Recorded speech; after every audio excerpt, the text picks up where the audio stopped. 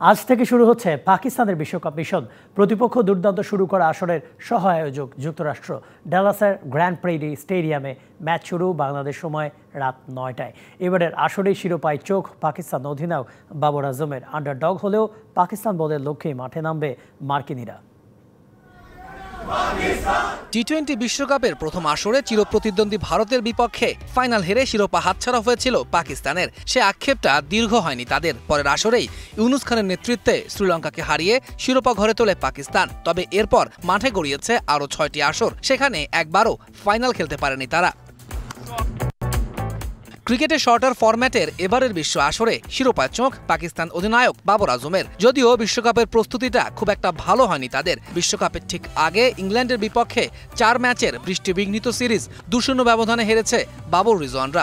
অবশ্য তার আগে আয়ারল্যান্ড সিরিজে তাদের পারফরমেন্স ছিল টপ নচ।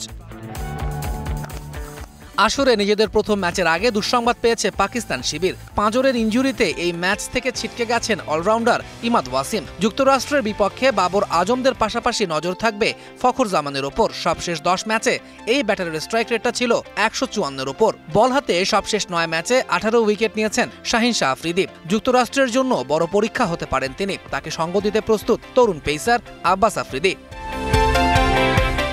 বিশ্বকাপের নবম আসরের উদ্বোধনী ম্যাচেই চমক দেখিয়েছে সহ আয়োজক যুক্তরাষ্ট্র। ডালাসেই কানাডার দেয়া ১৯৫ রানের লক্ষ্য ১৪ বল হাতে রেখেই টপকে যায় তারা। ৫৬ বলে ৯৪ রানের হারনামানা ইনিংস খেলেন অ্যারন জোন্স। পাকিস্তানের বিপক্ষেও নিজেদের স্বভাবসুলভ ক্রিকেট খেলেই ম্যাচ জিততে চায় যুক্তরাষ্ট্র।